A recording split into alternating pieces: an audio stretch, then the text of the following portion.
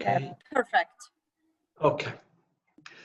So first of all, I would like to thank Dr. Toy for inviting me to attend the seminar series of industrial engineering.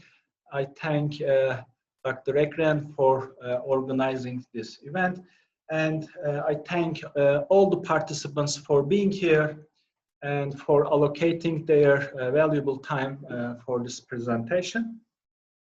So it is my pleasure to be a part of this seminar series. At the same time, this will be a new experience for me because this is the first time that I will present one of my research projects to an audience who is mainly outside the finance discipline. Therefore, I start when I was deciding about the seminar title, I thought, how can I attract the attention of this audience who are mainly from industrial engineering department. So first, I thought that the profits is a general area and can attract more attention of the broader audience. I will talk about what I mean about profits. It is not the net income or it is not the earnings. So we will have a specific definition of profits. I will go into details about it when I proceed further with the presentation. But as far as, after all, that profit, although it has a specific definition, after all, it shows an extra income. In that sense, it can take the attention of the broader audience. And that profit is in fact derived from the asset pricing models in the finance literature, in the asset pricing literature. We have so many asset pricing models, but all have their roots in the portfolio optimization problem. So although during a regular presentation, we do not touch those issues because those issues are straightforward and the implication of the portfolio optimization problem are already asset pricing models themselves. But because that problem, that optimal portfolio selection problem can attract especially the attention of industrial engineers, I decided to split my presentation into two parts. In the first part, I will introduce the portfolio optimization problem. I will introduce the notation. I will introduce the terminology. I will try to provide the concepts in a logical order because it is a series of concepts. In fact, it is not just a single concept. So I will try to connect those concepts in a logical flow, and at the end, I will aim to end up with the first asset pricing model, which is known as the capital asset pricing model. And then I will start my regular presentation, which is about our research project that is titled as it is seen on the screen. And that is a joint work with Dr. Zaremba from Montpellier Business School and Dr. Meydebura from University of Dubai.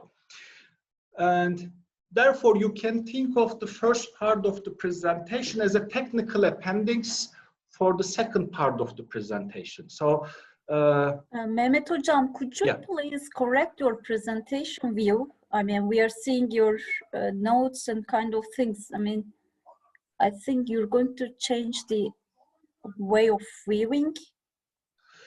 So, Hocam, you selected the presenter view. Okay, what should I do? You will make a full screen, but without making a hide presenter view. You should hide presenter view. Hide presenter view. Is that That's okay? perfect. Yeah, that's the one we were looking for. Thank you. Thank you. You're welcome. Okay, and Then how will I proceed then? Okay, page up and page down. Okay. And therefore, you can consider the first part of the presentation as a technical appendix for the second part of the presentation. Okay, so this is a quick outline of the presentation. So the first part will provide some preliminary background on the portfolio optimization problem, and this will be a compilation of textbook material. So it is just related on the definitions and concepts. Then starting from the second point and on, the second item and on, I will start my regular presentation. Okay, so in finance, we assume that rational investors prefer more wealth to less wealth. Therefore, they want to earn higher returns on their financial investment. And by the way, when I say an investment or financial investment, I exclude real investment. So by financial investment, I just mean investing in some financial securities such as stocks, bonds, derivatives, and etc. And in this presentation and in the research project presentation, I will mainly focus on equity investments. Okay. And while the investors try to maximize the return on their investment, that return comes with some uncertainty, especially if you make investment in stocks. The stock returns comes with some uncertainty, and this means that the return that is expected to be earned comes with some variation, comes with some standard deviation. And for a given level of investment opportunities with the same level of expected return, investors prefer to select the one with the minimum variance or with the minimum standard deviation. So they try to avoid risk for a given level of expected return. So let me try to sketch the settings. So we assume that there are n risky assets in an economy. Later on, we will relax that assumption. Later on, we will also introduce a risk-free asset in the economy. And V represents the n times n variance covariance matrix with diagonal elements representing the variance term and off-diagonal elements representing the covariance terms. Small e denotes the n vector of expected return on n risky assets. So this shows the expected return for individual assets forming up the portfolio. By the way, I assume no finance knowledge. I assume no portfolio management knowledge. Therefore, let me also quickly define what a portfolio is. Portfolio is a group of assets. So you do not make investment just in a single asset, but you invest in a group of assets. And generally, we make investments in portfolios because it reduces risk. I will touch this issue later on. And expected RP shows the expected return on this portfolio, and 1 is an n vector of ones, and W is the n vector of weights of the assets forming up the portfolio.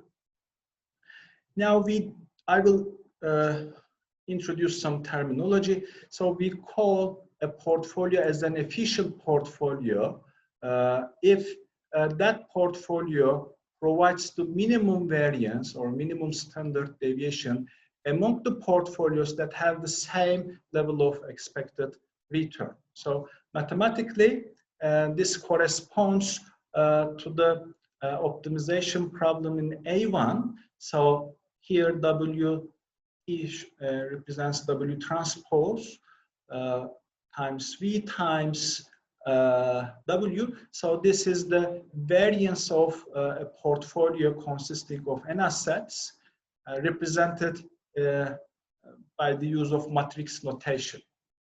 Okay, and we want the objective function aims to minimize the variance of this portfolio minimize the risk of this portfolio. And while trying to achieve this goal, we have mainly two constraints.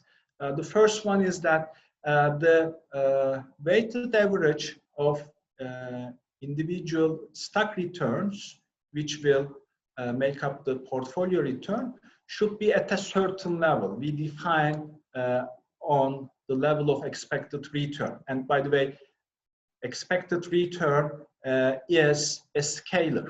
So 10%, 20%, whatever. And the second constraint here, W transpose times 1 is equal to 1. The weights should sum up to 1. Now, we will solve this quadratic programming after forming the Lagrangian function. We take the derivative with respect to the variables, and we have the following first order conditions that are represented through A3 to A6. I think I cannot see the whole presentation, but it should be like that. Anyhow, now we solve A3 for W, the optimal portfolio weights, in terms of lambda and gamma. And then after some algebra, after some rearrangements, we solve for lambda and gamma in terms of some simplifications. So those A, B, C, D, and D are defined in the following way. Now, substituting the values of lambda and gamma in A6, we end up with the optimal portfolio weights represented by this equation.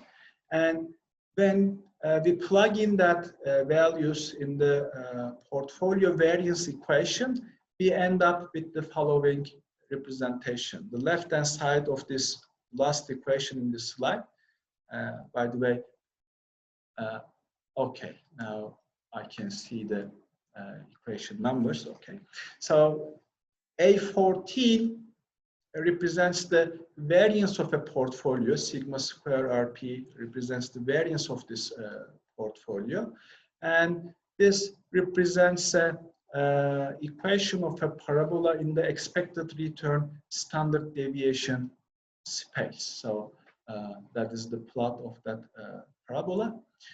So here I will try to interpret this sketch a little bit. So we will define the efficient frontier on this sketch. So think about a given level of expected return. Think about a given level of expected return. So the corresponding portfolio on the parabola will give the minimum standard deviation. The portfolios inside the parabola here can have the same amount of expected return, but their standard deviation will increase. So the portfolios that lie inside the parabola will be inefficient portfolios. Okay. So that is one observation. Okay, now this time let's take a given level of standard deviation, let's say sigma A. So for a given level of standard deviation, we will have corresponding two portfolios on this parabola. One that lies on the lower half of this parabola, and the other one is lying on the upper half of the parabola. And remember, investors prefer more return to less return. For a given level of standard deviation, the portfolios that lie on the upper half of the upper half of the parabola will always dominate the portfolios that lie on the lower part of the parabola. Therefore, investors will only pick the portfolios that lie on the upper arch of this parabola. So the efficient frontier or efficient frontier will be the upper arch of this parabola. So the rational investors will only pick the portfolios that lie in this part. Now, we relax the assumption that there is no risk-free asset in an economy. Generally speaking, there is always a risk-free asset in an economy, and the risk-free asset is generally accepted to be the treasury bill in an economy, and the treasury bill rate is taken as the risk-free rate most of the time. Now, the claim is the following. When we introduce the risk-free rate in an economy, the efficient frontier will reduce into a single line. And let's see whether this is the case or not. Now, we assume that we invest a percentage in risk asset M, and that is a portfolio, and that portfolio can contain so many risk assets. And in fact, even it can contain all the risk assets in an economy. And we invest 1 minus A% in the risk-free asset. Okay, so remember the weight should sum up to 1. Therefore, this weight follows from the first weight. So the return on this portfolio consisting of 1 risky portfolio and 1 risk-free asset is equal to the weight of the first asset, weight of the risk-free asset, which is A, times the expected return on the risky asset, expected RM, plus the weight of the risk-free asset times the risk-free rate of return. Because the risk-free rate, as the name implies, is risk-free, there is no variation for it. Therefore, we do not include a tilde at the top of it. So it is not a random variable. It is not a variable. So we assume that it is a constant. But here, the return on the market portfolio has some variance, has some standard deviation, therefore changes in the future. So the variance of this portfolio can be represented as the weight square of the risky asset times the variance of the risky asset plus 2 times the weight of risky asset times the weight of risk-free asset times the covariance between the risky asset and risk-free asset plus the weight square of the risk-free asset times the variance of the risk-free asset. So the last 2 terms here in this equation is equal to 0 because the covariance of a random variable with a constant is equal to 0, and by definition the variance of a constant is equal to 0. So we end up with a squared times the variance of the risky portfolio. And in the next step in equation A17, we take the square root of equation A16 to find the standard deviation of this portfolio. So it is equal to weight in the risk asset times the standard deviation in the risk asset. Now, we will take the derivative of expected return with respect to weight in the risk asset, which is A. Then we take the derivative of standard deviation with respect to A again, and then by using the chain rule, we can show that the derivative of expected return with respect to standard deviation is the ratio of these 2 derivatives. So it is equal to expected RM minus RF divided by sigma RM. And as you see, this is the slope of the expected return standard deviation combinations, and it is independent of A.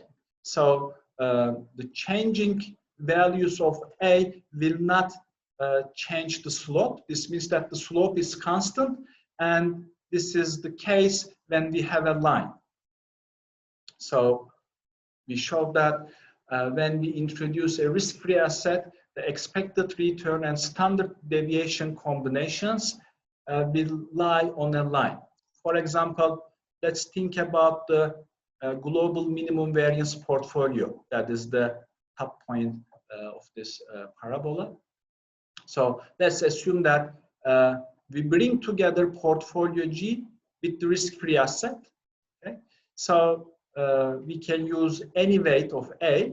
So for larger values of A, we move towards point G on this line, and for lower values of A, we move towards point F on this line.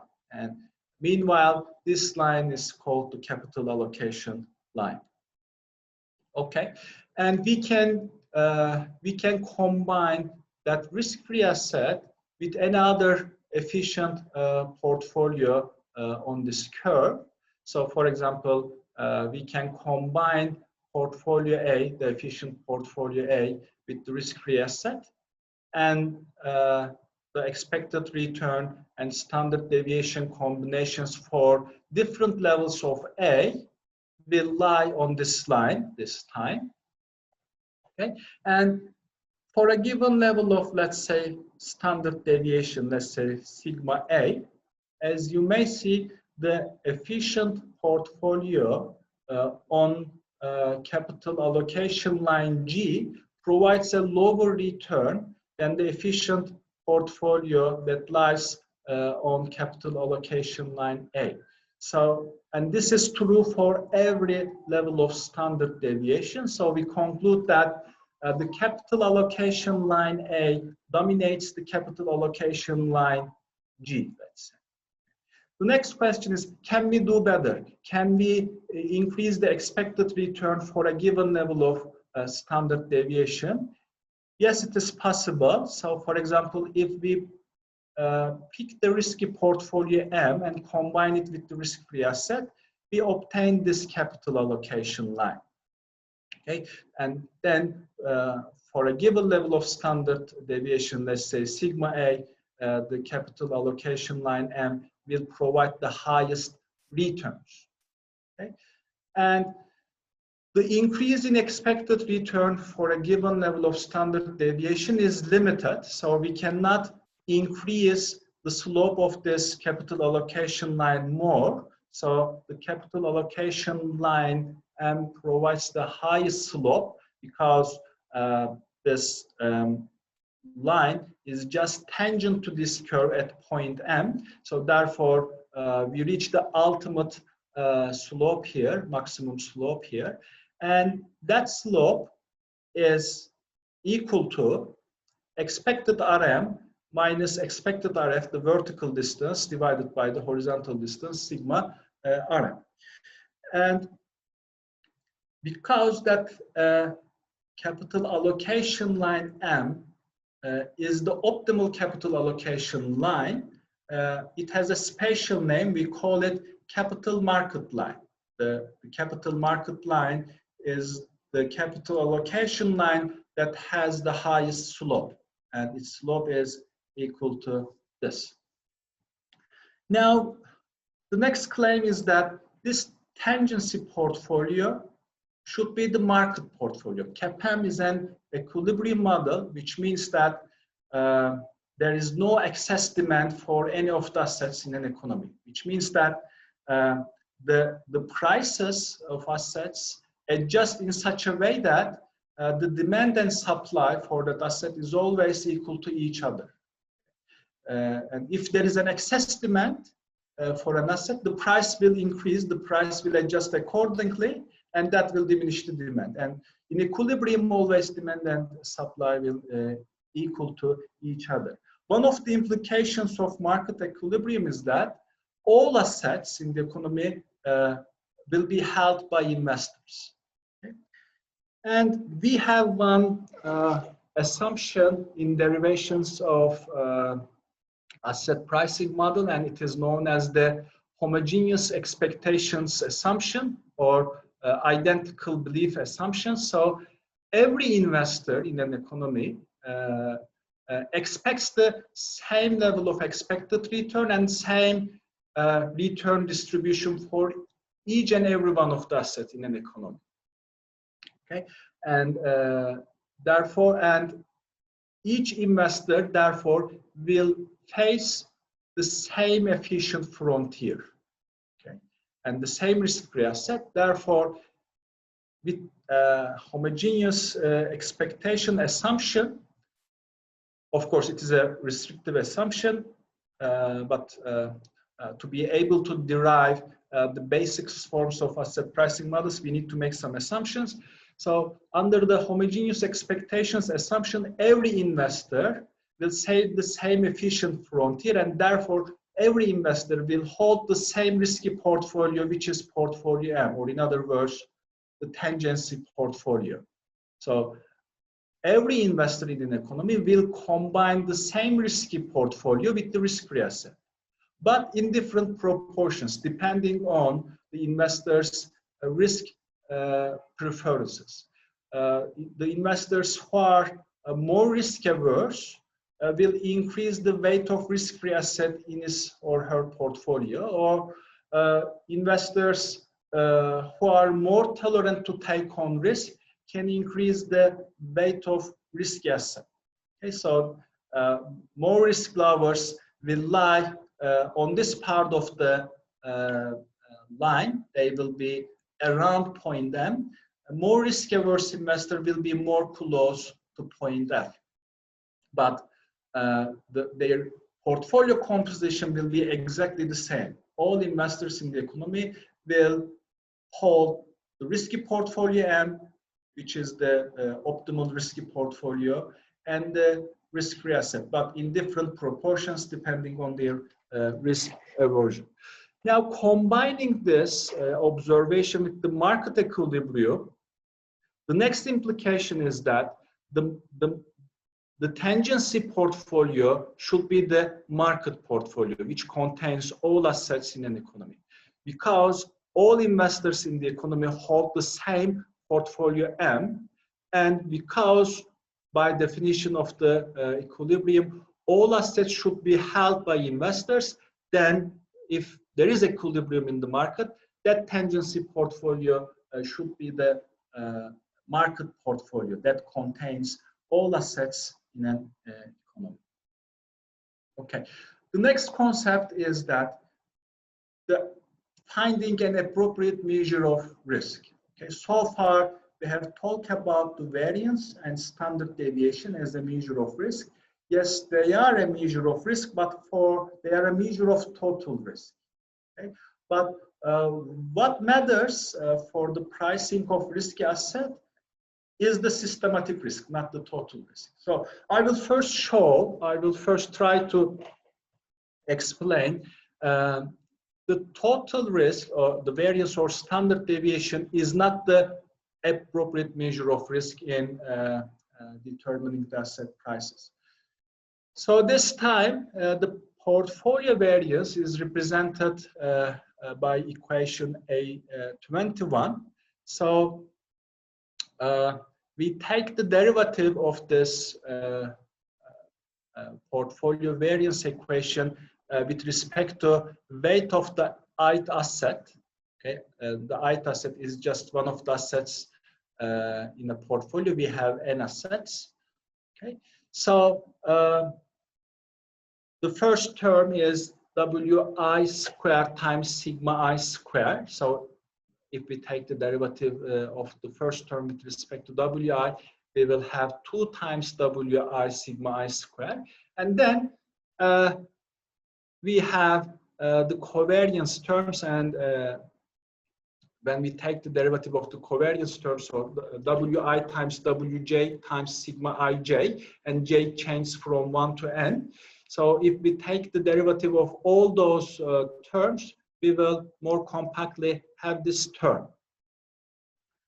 Now, let's assume that this is an equally weighted portfolio with weights than 1 over n. And if we choose n large enough, if we choose a very large n, Wi will go to 0 as n goes to infinity. So the first term, that includes the variance of the individual asset return, goes to 0. But the second term does not vanish. So this shows that the contribution of individual asset I to the overall variance of the portfolio is more related with its covariance with the other assets in the portfolio, not related with its individual asset return variance. For that reason, because the individual asset return variance does not have a influence on the variance of portfolio at the margin, the covariance risk should matter for the pricing of risky securities. And here comes a graphical explanation of the same phenomena. So we have the efficient frontier, and inside this efficient frontier, these points represents inefficient portfolios, and we have that capital market line which pass through the risk-free asset, and it is tangent to this parabola at point M. So we have three assets: asset I, asset J, and asset K. All these assets have different levels of standard deviation, but they have the same expected return, R bar. And this makes no sense because according to law of one price, which is the foundation of arbitrage pricing theory, but I will not touch that issue because I want to briefly summarize the very basic information. But according to law of one price, the price of assets are only equal to each other if they are identical, which means that they have all the same return distributions. Okay? All the parameters of a return distribution should be equal to each other, including the variance or maybe skewness or maybe kurtosis as well. So if these assets with different levels of standard deviations or variances have the same return, this means that the variance or standard deviation has no role in determining the expected return and consequently in determining the price of an asset. So that is another intuitional explanation. And indeed, when we include more and more assets in a portfolio, the standard deviation, which shows the total risk of an investment, decreases. Okay, so the horizontal axis shows the number of securities in a portfolio, and the vertical axis shows the standard deviation as a measure of total risk. So if you add more and more securities in the portfolio, you observe a risk reduction. But there is a limit for this risk reduction. So the risk cannot be lower than a, let's say, threshold amount. Okay? So, or alternatively, we can say that this curve is asymptotically tangent to this horizontal line. Therefore, if you continue to increase the number of assets in a portfolio, the risk reduction will be less and less. And therefore, it will never fall below this point. So this is typically the case in portfolio investments. So this is just a stylized fact in empirical asset pricing. So this sketch tells us that there are two portions of total volatility. One component of that total volatility can be diversified away or can be eliminated by simple diversification by adding more and more assets in it. But there remains another part which cannot be eliminated, which cannot be get rid of by increasing the number of assets. That diversifiable part is known as the unique risk or idiosyncratic risk, or also known as a firm-specific risk in case we make stock investment. And that part, which cannot be diversifiable, should be due to the macro risks, such as, let's say, country-wide risk that affects systematically all the assets in a country.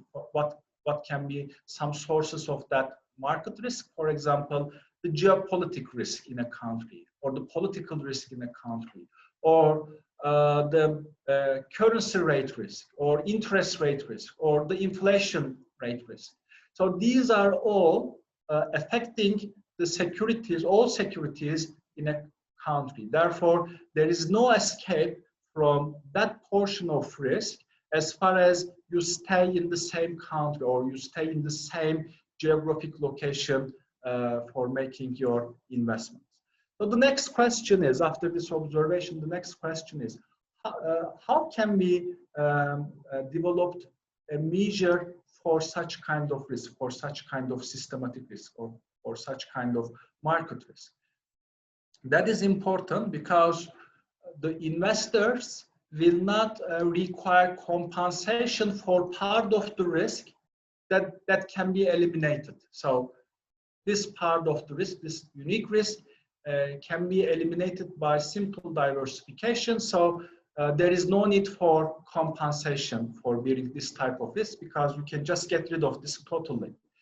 But the market risk will require a compensation because this means that you have to live with that risk as far as you make investment in a specific country. And if you bear this risk, you should be compensated. And therefore, that portion of risk matters in asset pricing models. Now we are stepping to the derivation of the capital asset pricing model. Remember that we said the capital asset pricing model is an equilibrium model, and therefore all assets should be held in equilibrium, and that condition is satisfied when the prices are determined by demand and supply forces, and we say that there is no excess demand for an asset in equilibrium.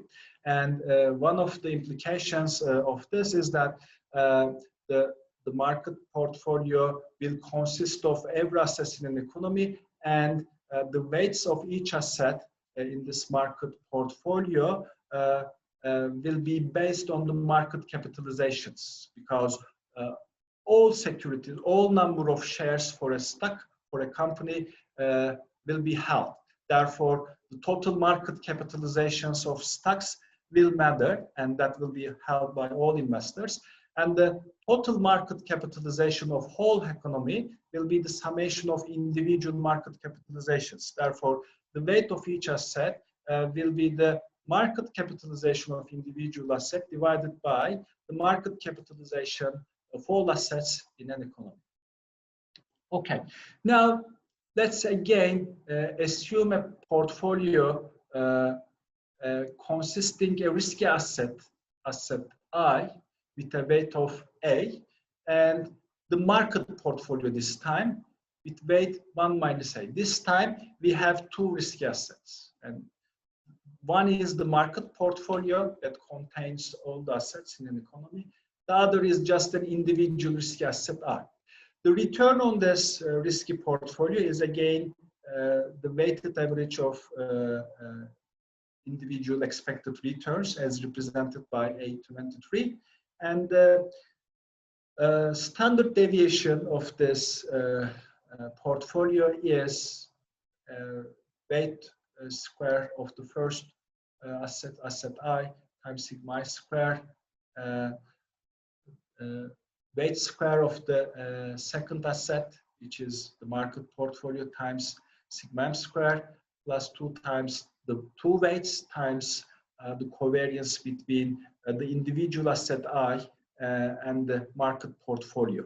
And we take the square root of that representation to end up with the standard deviation. Again, we take the derivative of expected return with respect to A and take the derivative of standard deviation with respect to A, and here are the outcomes. And then what we do, we calculate the derivative of expected return with respect to standard deviation at the point of tangency. Remember, at the point of tangency, we have the market portfolio, and because of the market equilibrium, that market portfolio contains all assets. So the weight in asset A in the risky asset I will be the excess demand for point M. And again, we know that in market equilibrium, there should be no excess demand.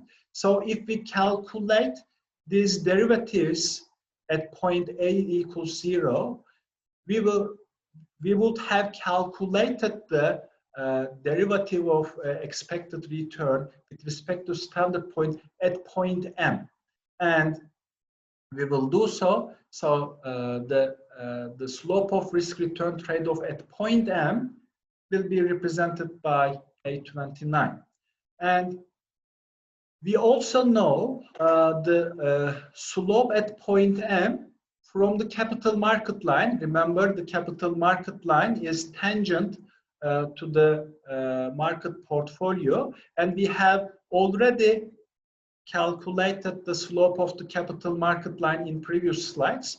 So in equilibrium, these two equations should be equal to each other, and we are equating those two slopes to each other in A30, and then solve for the expected return on individual stock R.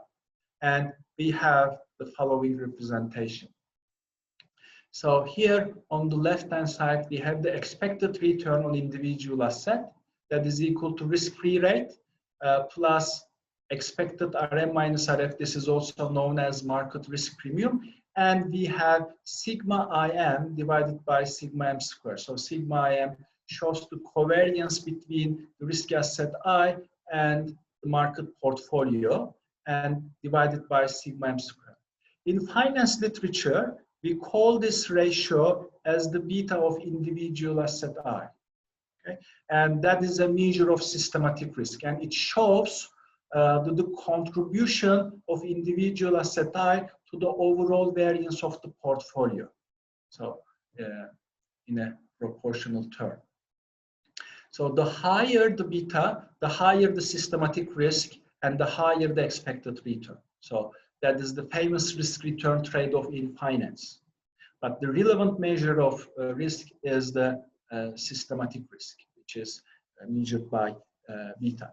So equation A33 shows the famous CAPM equation, and as you may notice, the only stock-specific variable in this equation is beta I in determining the expected return of stock I. The risk-free rate, the return on the market portfolio are all country-wide parameters. So if you want to increase the return on your investment, the only way to achieve this is to increase your systematic risk by selecting stocks with high betas.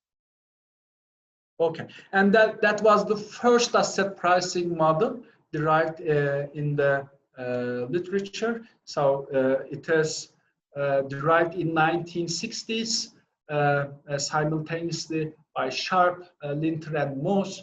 Later on, Sharp won the Nobel Prize in Economics because of his contributions in the asset pricing models.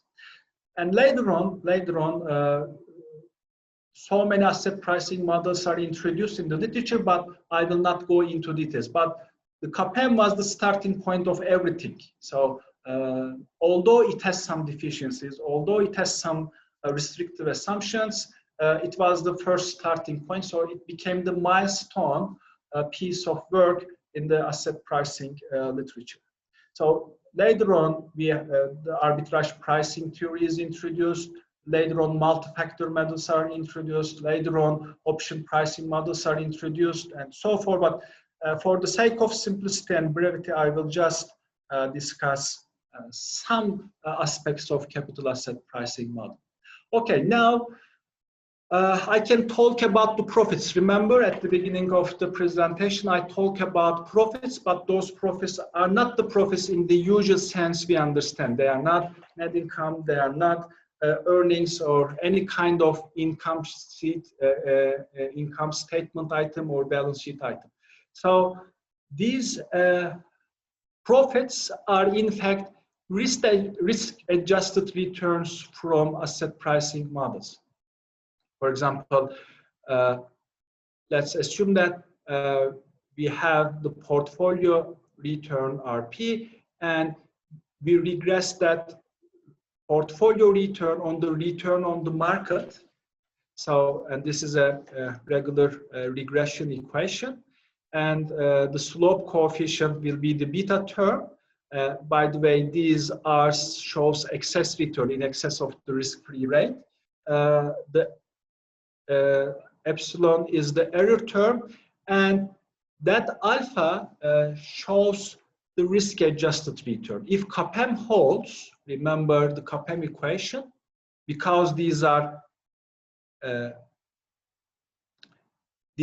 excess returns, both RP and RM are excess returns. You can think of them as small r minus RF instead of capital R. Instead of capital RM, you can think of it small rm minus RM.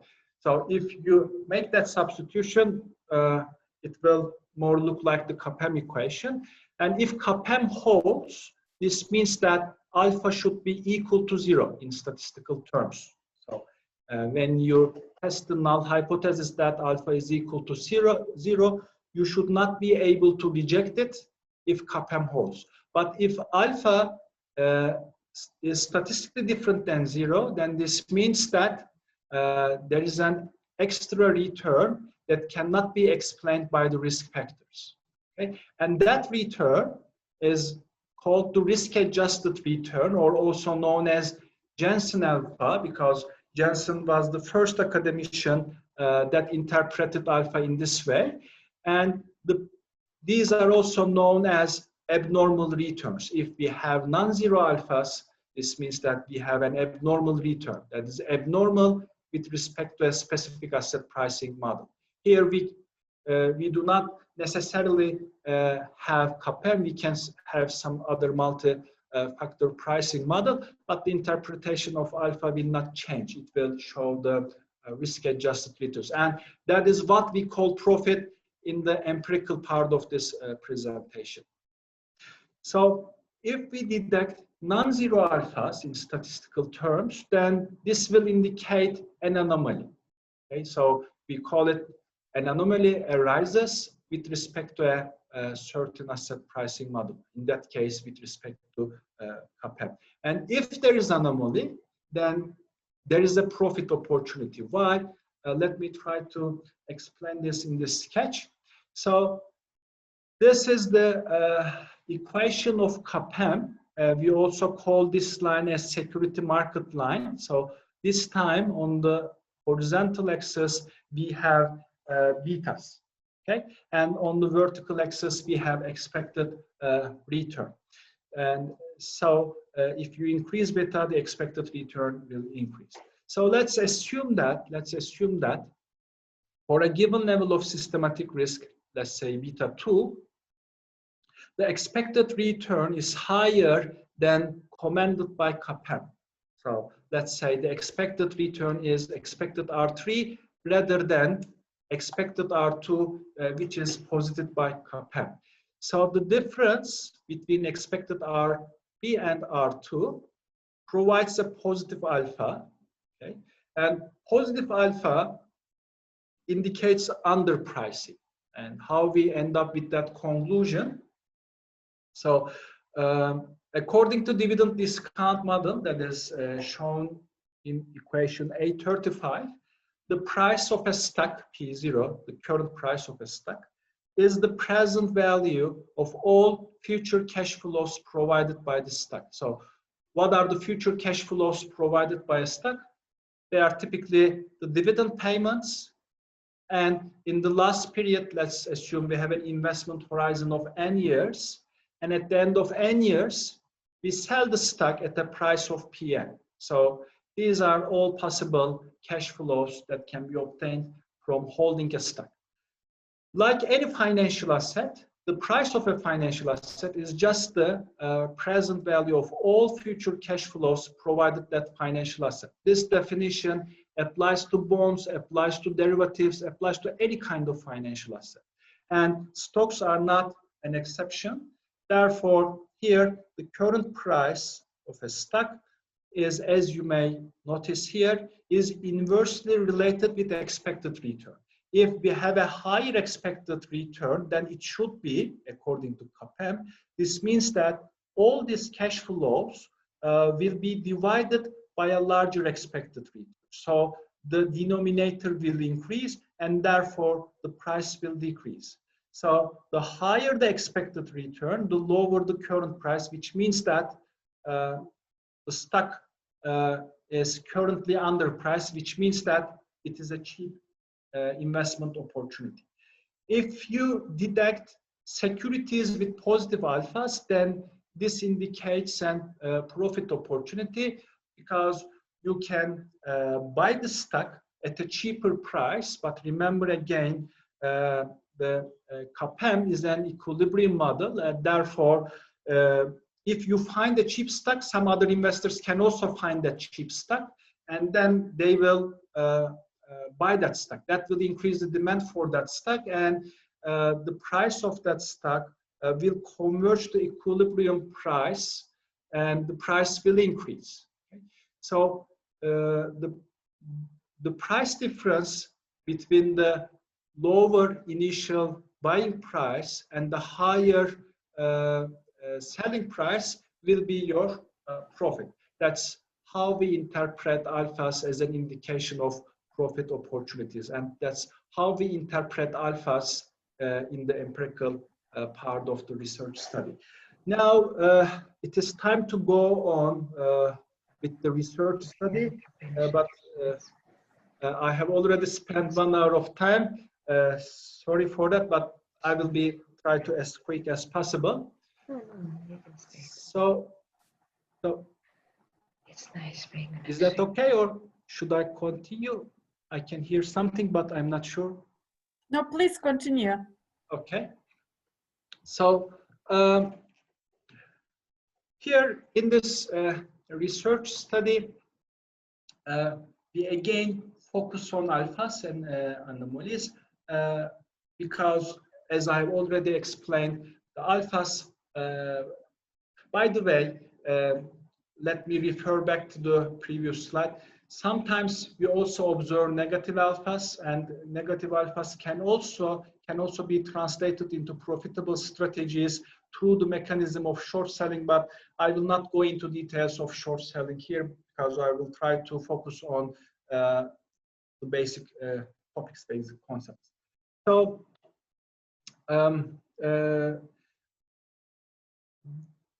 the positive alphas are a source of profits, and this issue is attracting the attention of not only academicians but also the market participants, and therefore there is lots of research going on in detecting those anomalies in the returns of stocks or in the returns of other asset classes.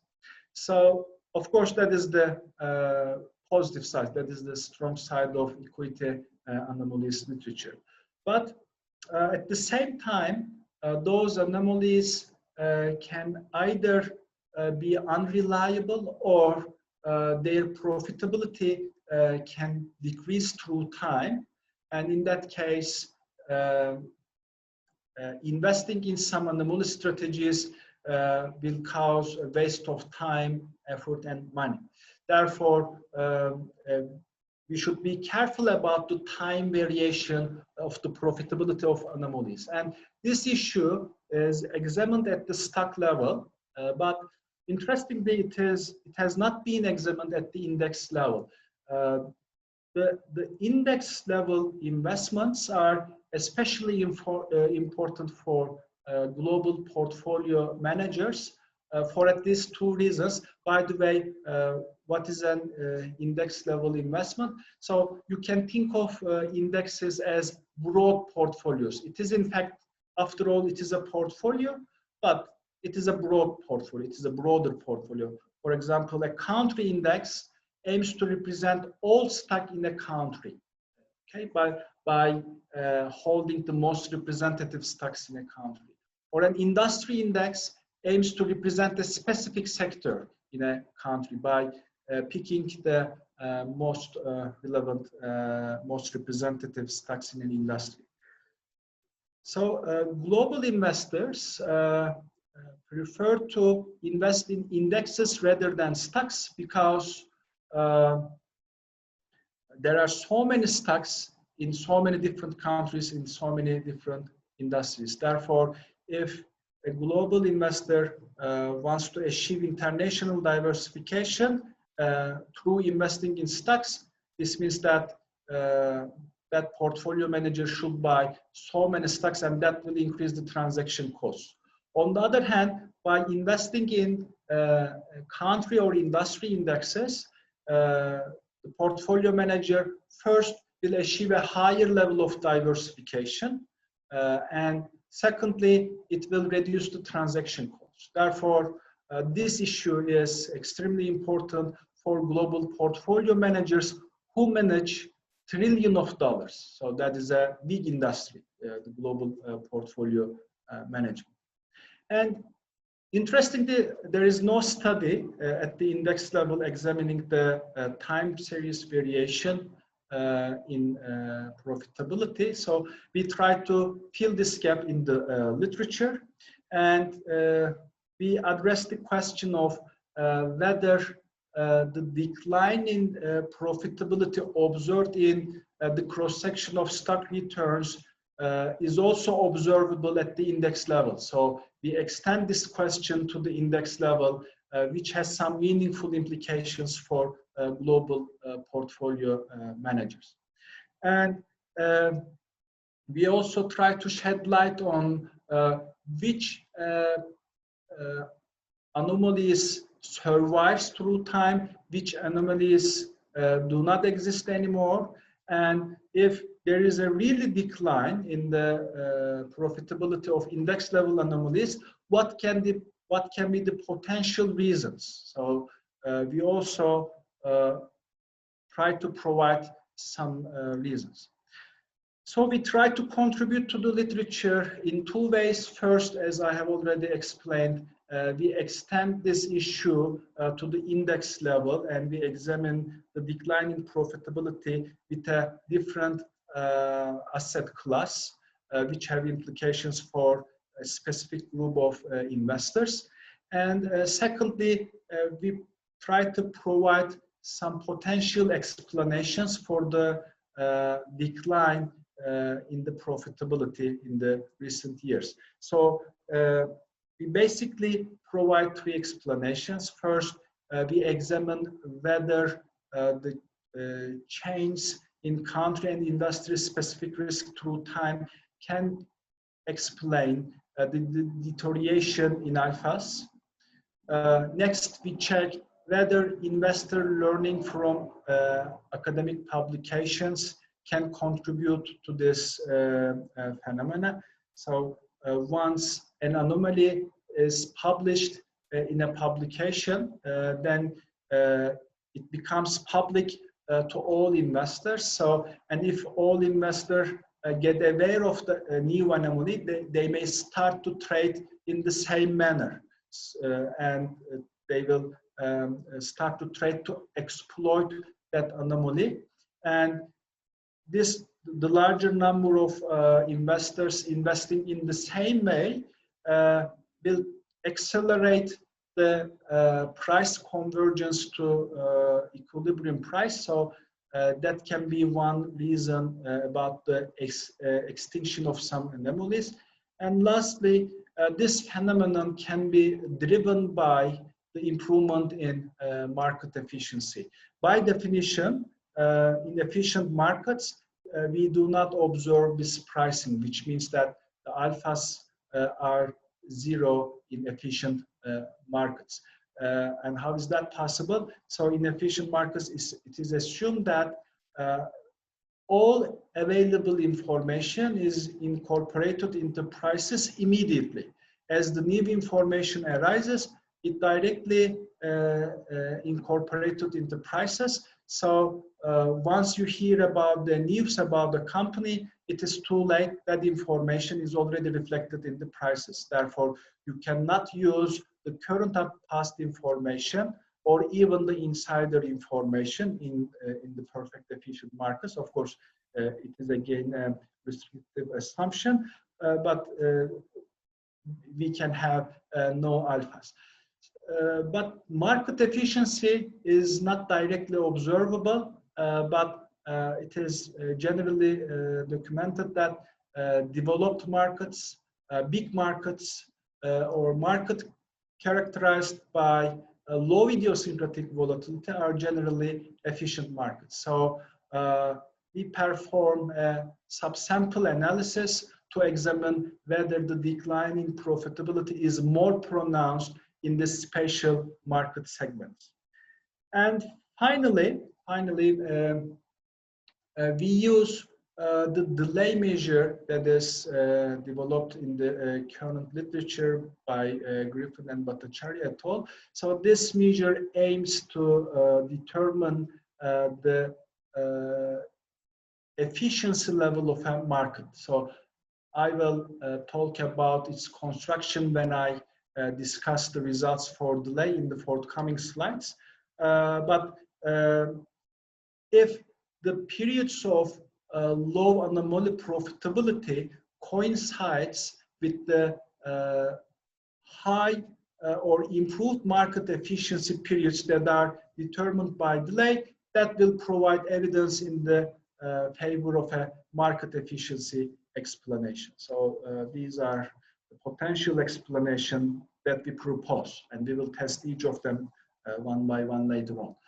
Our data is sourced from Thomson Reuters data stream, and we use 19 local industry indexes from 64 countries, and we also use the 64 country indexes as well, again compiled by the data stream.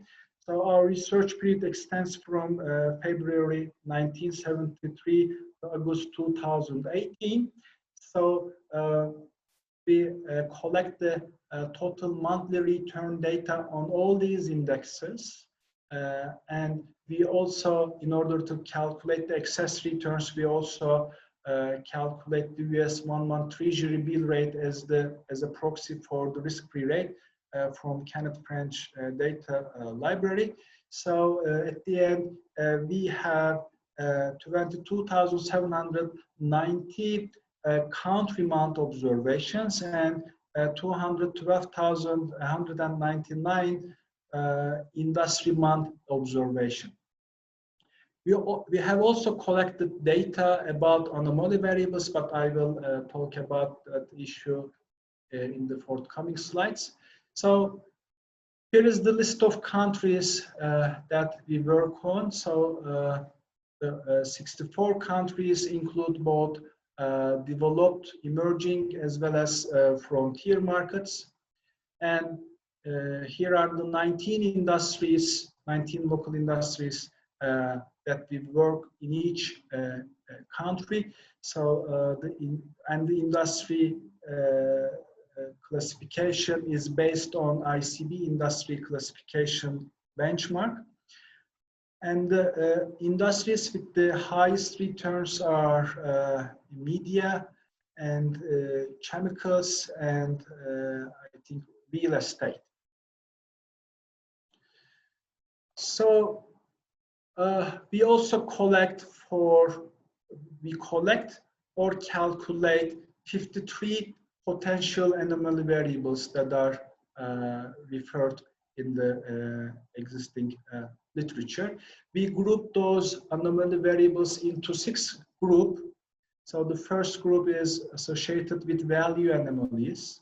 So here we have some value characteristics for each of the indexes. For example, EP shows the earnings to price ratio, VM shows the book to market ratio, CFP shows the cash flow to price ratio, and so forth. So we will have different variants of value variables. For the interested reader, I can send the full text of the paper along with the online appendix so that you can have the full definitions of all these variables, but I think I do not have enough time and space to cover each of these variables one by one, but open request, I can send you everything. So the second class of anomalies is, by the way, typically the higher the value variable, the higher the next month's return on indexes. That is what we expect. And the size anomalies are related with the market value volume, total assets, sales, and etc. And generally, we observe a negative relation between size and returns. Okay? And we calculate all these variables for each of the indexes and for each of the months. So it is a very time-consuming work. And we have the seasonality anomaly, and in the literature, there is a positive relation is documented for the seasonality variable and the returns. That seasonality is different from momentum strategies. For example, it is based on the returns of a specific calendar month in a year. So the idea behind this seasonality measure is that the average return, for example, January returns, the average returns in the over the last 5 past January, we deduct the winner stocks, or we deduct the winner indexes, and then we deduct the loser indexes with positive or negative returns. And then this seasonality anomaly shows that those winner stocks or indexes continue to outperform the loser stocks in the next calendar month as well.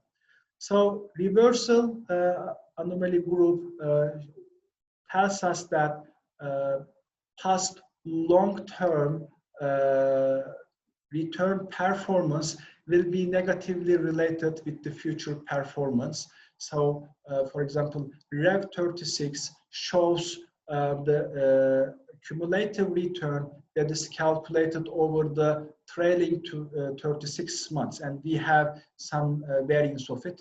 So the investment horizon extends to 48 months, 60 months, rather than the reversal on raw returns. We have reversal on alphas and so forth.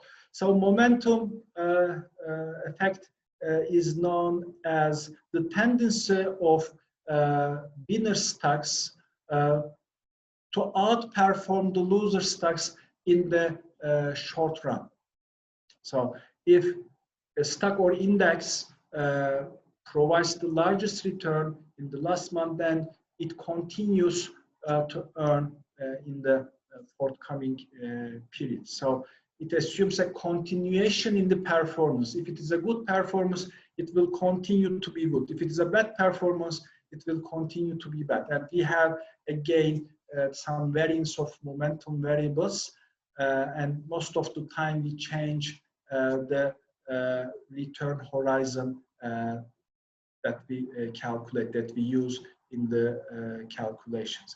Low risk anomaly states that as opposed to CAPM, the high beta stocks provide on average low returns. That is a direct opposition to the predictions of CAPM, and that's why we call it as an anomaly. It is not compatible with the traditional asset pricing model. So one explanation for this anomalous effect is that the leverage constraints, the borrowing constraints. Some investors may be risk lovers, and they want to increase their risk level in order to achieve a higher level of return. But they can do so by borrowing. If they do not have enough money, they can borrow funds, and then they use the proceeds in investing in risky assets. By this way, they can increase their risk level. But if that is not possible, sometimes investors are restricted about the funds that they can borrow. Then if there is some leverage constraints, then those investors increase their demand for high beta stocks or indexes. Okay?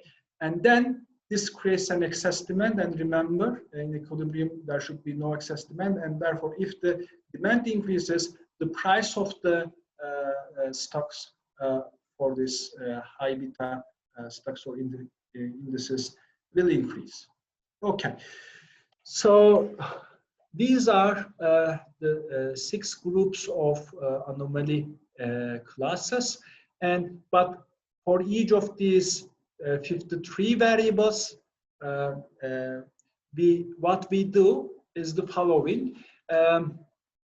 We sort the indexes based on each of these anomaly variables and then form quintile portfolios. Portfolio 1 will have the highest values of a variable. That portfolio 1 will contain the indexes with the highest values of a variable, and portfolio 1 will contain those with the lowest variable. Then we form equal and value weighted portfolios, okay, and then calculate their returns in the next month. The idea here in portfolio sorting procedure is that if that anomaly variable has a role in explaining the return, then the portfolios, the quintiles with different levels of an anomaly variable should provide different returns. If that is the case, then the return on the high value portfolio should be different than the return on the low value portfolio. And we check whether this return difference between high and low portfolios is statistically different than 0. If it is different than 0, then this indicates a relation between the variable of interest and future index returns, and that will provide to predict the future returns, and that will provide a profit opportunity for us. So we do this for 53 variables for both of the sample universes, including the industry indexes and country indexes. And then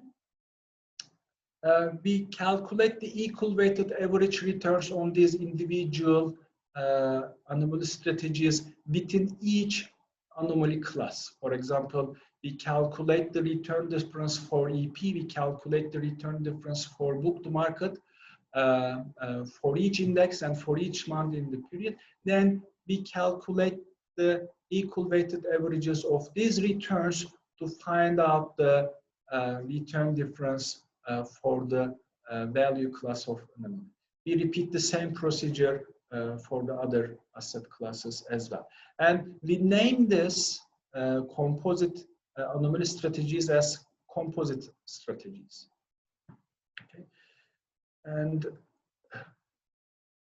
okay, and one can argue that those returns may just reflect exposure to some risk factors. So we can detect a return difference between high and low portfolios, but that return may be driven by risk factors, and that is a valid argument. So in order to make sure that those returns are not due to risk factors, are not due to exposure to risk factors, but they are due to the return patterns created by those anomaly variables, we regress those return differences on the risk factors and calculate the alpha. So I have discussed this issue, and our main focus of interest in this study is those on alphas, risk-adjusted returns. We also estimate this regression equation by using the ordinary least squares with multiple unknown breakpoints, and the breakpoints are determined by Bay and Perron's specification. And here comes the first set of results. So these results are for the full sample. So the first two columns shows the raw return difference between high and low portfolios, and the t-stat shows its accuracy. And the last column, the last two columns shows the alpha and its t-stat. And the results that are in red frame shows the results for equal portfolios, and the results presented in blue frames shows the results for value weighted portfolios. So for the full sample, without making distinction about the subperiods, for the full sample and for the equal weighted portfolios, nearly all anomaly classes provide risk-adjusted returns except the seasonality variable. Mehmet Hocam, I'm sorry for interrupting you, but since we have limited time up to 3:30, so you have 10 minutes to complete your presentation. Okay, please. So it will be a super fast summary then. Okay. Okay. So I will just provide the main conclusions that can be extracted from this tables then. So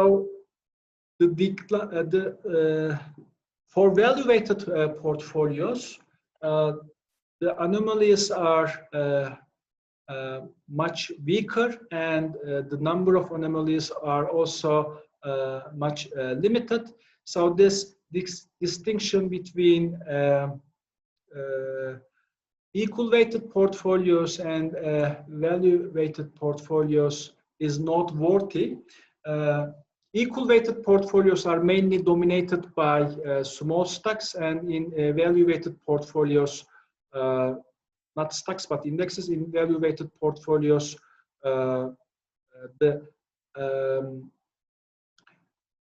large indexes are overrepresented. So the first set of results just tells us that the anomalies are mainly concentrated in small indexes. Okay, let me go on with the sub-period analysis. Now we arbitrarily divide the full sample into 3 samples with more or less the same number of observations, and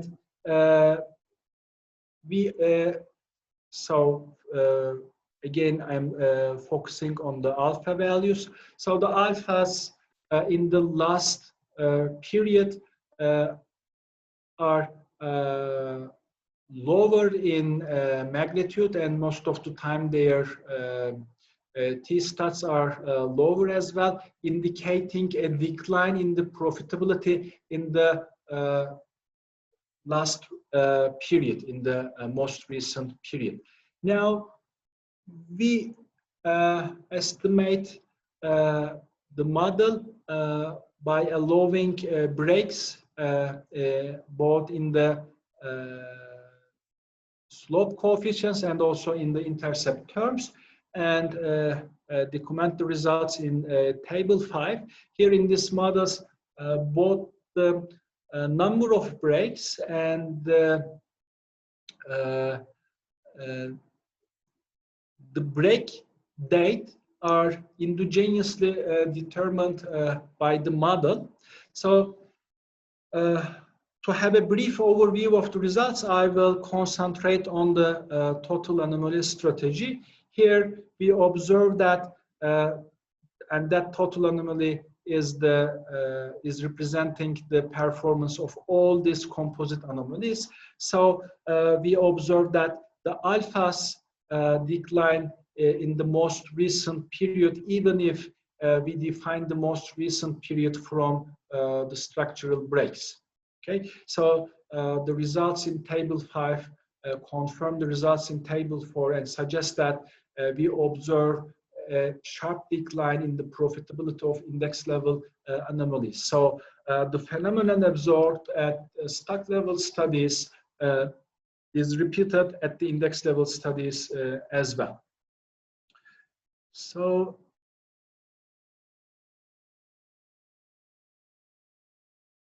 explanations for this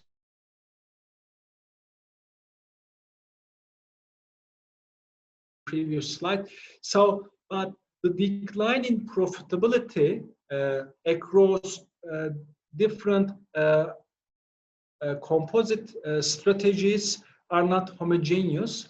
The largest deterioration in the decline in profitability is observed for the reversal anomaly, and that is followed by value anomaly. We also observe a decline in momentum, but anyhow, the momentum strategies are providing still some positive alphas in most of the specifications. So the decline is not homogeneous across anomaly portfolios.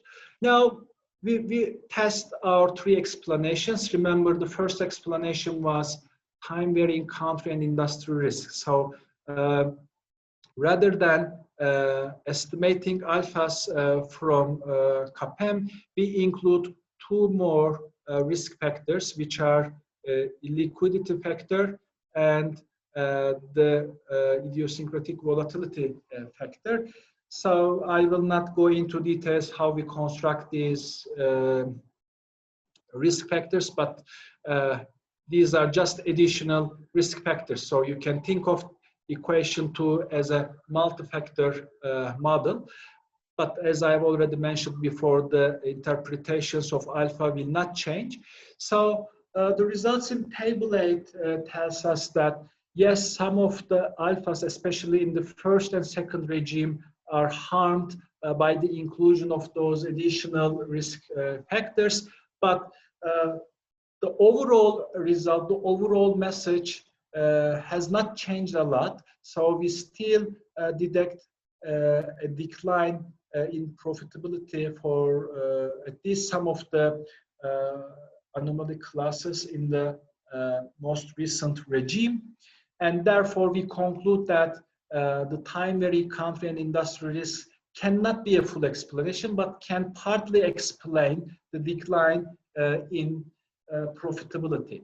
Next, we test our second explanation. Remember, we said that academic research publications about anomalies can diminish the profitability of the anomalies because more people get aware of these anomalies and they start to trade in the same manner, which triggers the price convergence to the equilibrium prices.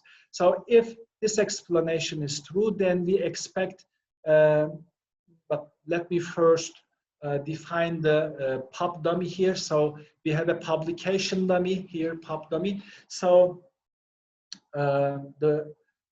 it is equal to 1 in the post-publication period and it is equal to 0 in the pre-publication period. If investor learning from research is an explanation, then we would expect negative publication, negative beta values, negative slope coefficients for the publication dummy. And we have used 3 different dates. We have used 3 different definitions for date. And for most of the specification, the slope coefficient on publication dummy does not statistically differ from 0. So we conclude that this explanation cannot be a full explanation for the decline in profitability. Lastly, we perform sub-sample analysis. We perform this regression analysis in developed versus emerging markets, in big versus small markets, and in high idiosyncratic volatility versus low idiosyncratic volatility markets. I will just provide the summary results. So as expected, the decline in the overall profitability is most pronounced in developed markets, in big markets, and in markets that are characterized by small idiosyncratic volatility. So this lends support to the market efficiency explanation. And lastly, this is the last result that I will present, and I will then conclude. So the last explanation is based on the delay measure. So the idea behind constructing the delay measure can be summarized as the following. So let's look at equation 6 here. The return on indexes is regressed on the contemporaneous market return as well as lagged values of market returns. So if the market is efficient, then the past returns on market should not add to the explanatory power of the regression analysis. and the R square will not differ from the restricted model. The restricted model assumes that the betas on the lagged values of market return should be equal to 0. So equation 6 reduces to equation 1. And in summary, there is a negative relation between the value of delay and the market efficiency. In other words, higher the delay, the lower the market efficiency, or the vice versa. The lower the delay, the higher the market efficiency. If market efficiency is an explanation for our results, then the last period, the most recent regime should be associated with low values of delay. So we calculate the delay measure in three periods that are determined endogenously, and indeed we showed that the most recent regime is represented with lower delay measures, providing further support for the market efficiency explanation. So we have analyzed the profitability of anomalies at the index level. We also incorporate structural breaks in profitability. That is another contribution of this study. And we showed that, yes, indeed, the profitability of the anomalies at the index level has also declined. And the largest decline is observed for the reversal strategy, and reversal is followed by the value strategy. And size and momentum strategies also exhibit declining profitability, but most of the cases they preserve their profitability in the most recent regime, although we observe a decline in alphas. Alphas continue to remain positive. And the low risk strategy was the most reliable strategy. It remained profitable in all sub-periods, all times. So therefore, it is a very strong anomaly that persists. And so this decline in profitability is, we also showed that it is mainly driven by the improvement in market efficiency. And these results have some implications for global portfolio managers. For example, the global portfolio managers do not need to waste time, effort, and money on investing in value strategies, reversal strategies, because and as well as seasonal strategies, because these anomalies do not explain index returns anymore. So the portfolio managers can concentrate on the momentum strategies, low risk strategies, especially in emerging markets, in small markets, and in markets characterized with high idiosyncratic volatility, where market efficiency is not at a satisfactory level. By this way, they can increase their returns. And that's the end of my presentation. And sorry for your this overview, but it was just two presentations in one time. So I hope I thank you for your patience. Well, thank you so much, Mehmet Hocam, for your effort, for your time, be bringing this interesting, very interesting presentation. It was we are not very used to maybe this kind of financial engineering subject, but thank you so much for bringing this to industrial engineering view. Well, very interesting. Thank you. It was my pleasure. I thank you for listening, and I thank all the participants for their patience as well. Yeah, sure. We really enjoyed. Thank you. Before I have well, actually, I have a question about the presentation that you have.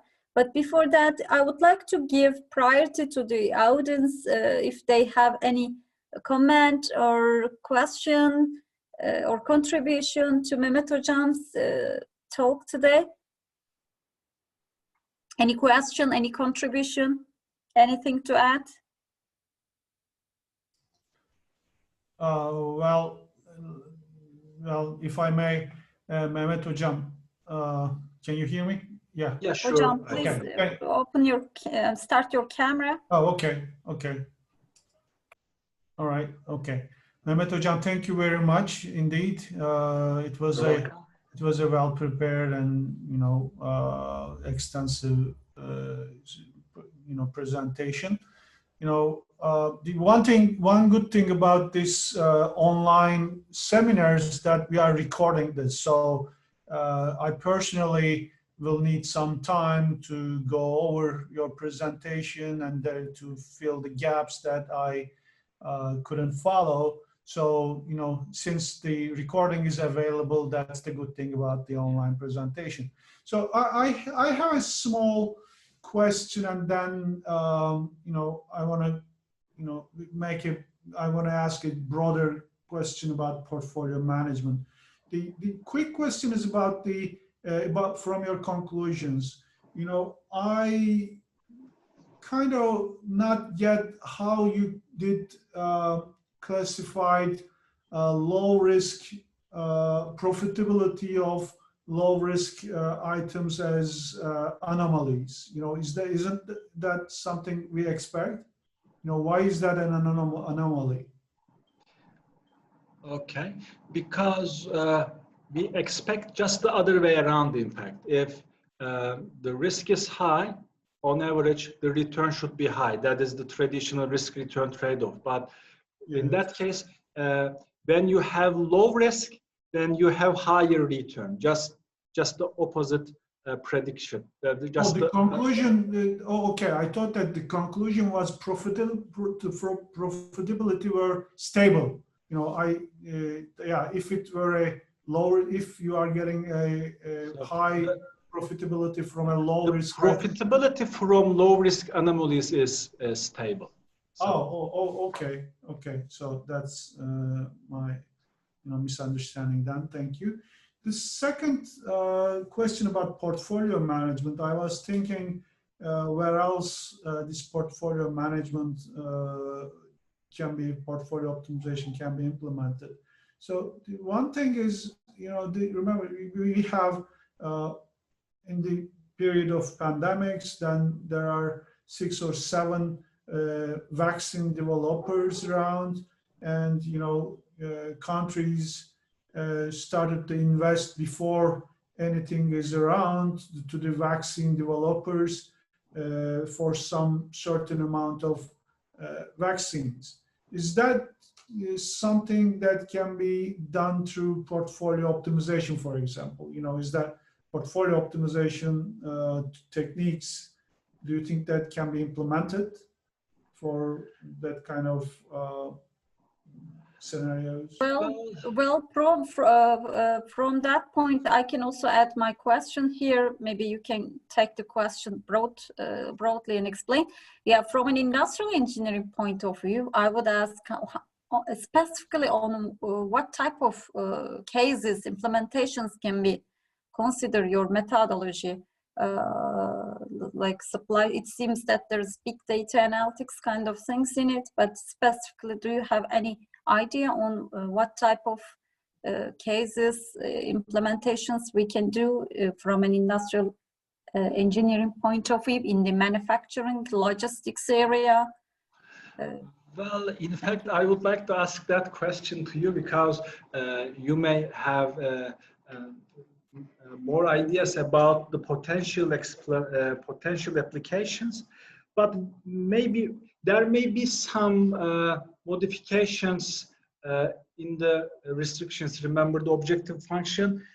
Maybe I know that some, for example, short sale constraints can be imposed because, for example, in some countries, especially in emerging countries, like China and sometimes in Turkey, some kind of restrictions were imposed and then later on they were lifted. But in some emerging countries, such fluctuations we observe.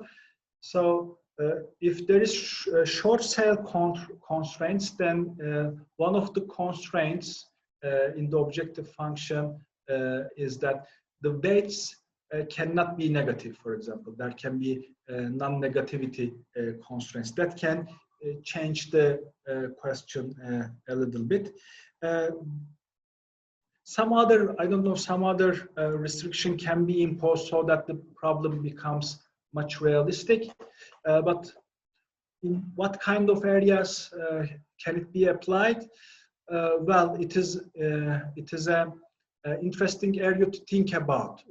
So it can, considering these issues may have high payoffs, because that is one reason I shared one of the latest research with you. But maybe you have some tools that can be applied in the finance area. I don't know.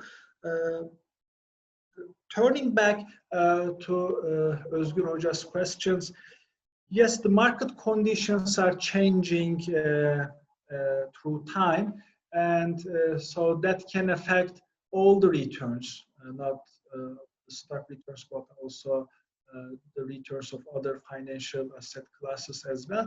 So it can have some effects on the results, but you know, we have a 45 years of monthly data, so I think that, so for example, in 1970s we have also oil crisis, in 1980s we had debt crisis, so in world you can easily find some crisis in any part of the world. So I think by conducting some sub-period analysis, we consider those effects. So recently, yes, there is a big downturn in markets and it affects everything. So it can also affect the real profitability of the company. So most companies probably will end up with negative net incomes at the end of this year and probably at the end of next year as well. But here the profits that I talk about here, as you are now aware about, is basically on the performance of investment strategies. A company make a loss and it can have a negative return for a bad year like this, but it can be in line with its exposure to risk factors. And even if a country or industry index have a negative return, it can still have a zero alpha. Therefore, in that case, even the company is making negative profit in real terms, its risk-adjusted return may not be negative. So these are a little bit separate things, I think, but it would be very interesting to think about this concept more broadly. So, and I'm very open to hear your ideas. Yeah, my suggestion would be implementation. There should be a good implementation in supply chain management, especially in inventory, maybe inventory control systems, in working with suppliers, decision making, and working with suppliers, looking at the whole profitability of the supply chain could be a interesting maybe implementations. I mean, we can discuss on it. Yeah. If you have ideas, just let me know then. So what you say is just a black box for me at the moment, so I don't understand Yeah. what we are talking about. But if you tell me in a way that I can understand, sure, I will try to understand. Okay. Excuse me. Sure. For instance, the life cycle, because in industrial engineering, I guess the life cycle analysis is also important. Başkan, could you introduce yourself to us? Yes, I'm in the doctoral study group with Mehmet Hoca's, Dr. Mehmet's program. So I'm joining from the finance department also. I'm a student. So can life cycle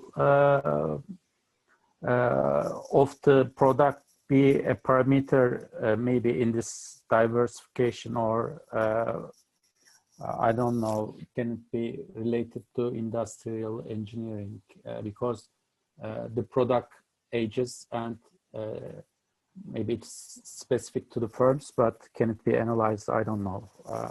Just I thought about it. Thank you. Well, in fact, interesting point, but how can we incorporate it in the study needs much, I think, effort. So yes, it is an interesting thing. So we can think about this. How can we incorporate the product life cycle? So different industries can have different product life cycles. So that can also affect how each different industries will respond to the market shocks. So some of the industries are benefiting from this crisis, for example, health sector or the internet sector.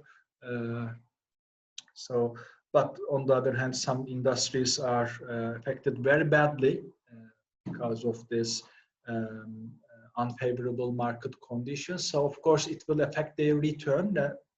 Yes, that is for sure. But again, we are coming to the same point. So we are talking about adjusted profits. We are talking about adjusted return. So our model accounts for the change in systematic risk factors. So at the moment, I do not have a concrete idea how we can incorporate those,